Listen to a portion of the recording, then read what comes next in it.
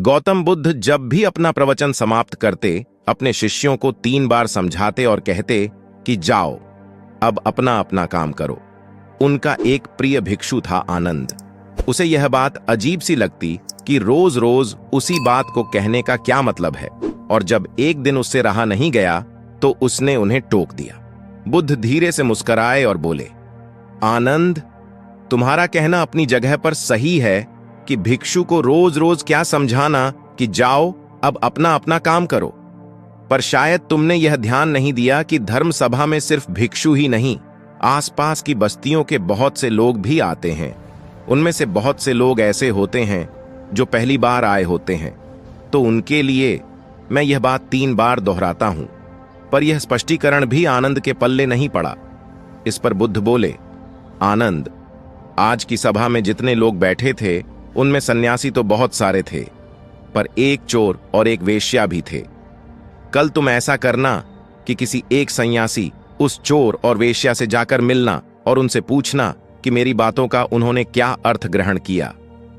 यह सुनकर आनंद और आश्चर्यचकित हुआ कि इतने लोगों की भीड़ में बुद्ध ने चोर और वेश्या को एक नजर में कैसे पहचाना, और भला मैं कैसे जानूंगा कि वह चोर और वेश्या कहां रहते हैं।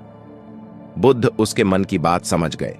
उन्होंने आनंद को चोर और वेश्या के बारे में बताया और जाकर आराम करने को कहा। आनंद ने जैसे तैसे उत्सुकता में वह रात काटी और अगले दिन सुबह सुबह तहकीकात के लिए निकल पड़ा। सबसे पहले वह एक सन्यासी के घर पहुंचा जो बुद्ध की धर्म सभा में नियमित रूप से आता था। आनंद ने उससे पूछा, रात्रि सभा में बुद्ध ने जो आखिरी वचन कहे कि अब जाकर अपना अपना काम करो, आपने उससे क्या सीखा? इस पर वह भिक्षु बोला, इसमें सीखने वाली क्या बात है? भिक्षु का नित्य कर्म है शाम को ध्यान, अल्प भोजन और विश्राम। मैंने कल भी वही किया। आनंद को पता था कि भिक्षु से उसे यही उत्तर प्राप्त होगा। वह मुस्कुराया और चोर के घर की ओर चल पड़ा। पूछते पूछते वह चोर के घर पहुंचा। चोर उस समय सो रहा था। उसे उसके घर वालों ने जगाया और बताया कि भिक्षु आनंद उससे मिलने आए हैं। यह सुनकर चोर चौंक उठा और हाथ जोड़कर आनंद के सामने हाजिर हो गया। आनंद ने अपना सवाल दोहरा दिया। रात्रि सभा में बुद्ध ने जो आखिरी वचन कहे कि अब जाकर अपना अपना काम करो, आपने उससे क्या सीखा? चोर विनम्र शब्दों में बोला, भिक्षु, बुद्ध तो अंतर्यामी है, इसलिए आपसे क्या छिपाना। मैं कल रात पहली बार बुद्ध की धर्म सभा में गया और उनके प्रवचन सुने। मेरा तो जीवन ही सफल हो गया। बुद्ध के प्रवचन सुनने के बाद मैं उनके कहे अनुसार अपने काम यानी कि चोरी करने निकल पड़ा, और कल इतना तगड़ा माल हाथ लगा कि अब आगे मुझे चोरी करने की जरूरत नहीं पड़ेगी। अब मैं अपना जीवन आराम से काट सकूंगा। चोर की बात सुनकर आनंद हैरान रह गया। वह वहां से उठा और वेश्या के घर की ओर चल पड़ा। वेश्या आनंद को देखते ही पहचान गई।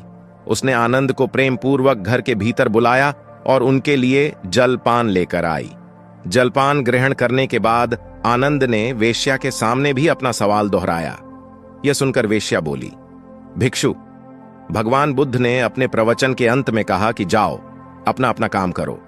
सो प्रवचन के बाद मैं अपने घर आई और अपनी नाच गाने की महफिल सजाई।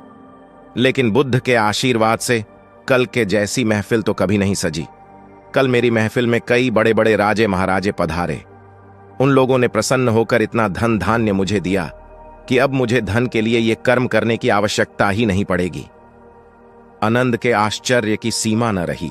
वह वहां से वापस महात्मा बुद्ध के पास गया। उसने बुद्ध को जाकर प्रणाम किया और उन्हें सारी बात कह सुनाई। बुद्ध बोले, आनंद, इस संसार में जितने भी व्यक्ति हैं, सबके मस्तिष्क अलग अलग हैं। वे सभी लोग अपनी बुद्धि और क्षमता के अनुसार ही हर बात का मतलब निकालते हैं। इसीलिए मैं अपनी इस बात को 3 बार कहता हूं कि जाओ, अब अपना अपना काम करो। इसके पीछे मेरी सोच यही है कि किसी के समझने में कहीं कोई कमी न रह जाए। लेकिन इसके बाद भी लोग उस बात का मतलब अपने अपने हिसाब से समझते हैं और इसका कोई उपाय भी नहीं है। इसीलिए यह सृष्टि ऐसी है। हम इसे बदलने के लिए लोगों को प्रेरित तो कर सकते हैं, पर हमारी बातों का कितना असर उन पर होगा ये कोई नहीं जानता। इसीलिए मैं सभी के साथ एक समान व्यवहार करता हूं और सभी को एक समान अपना अपना कार्य करते रहने के लिए प्रेरित करता हूं।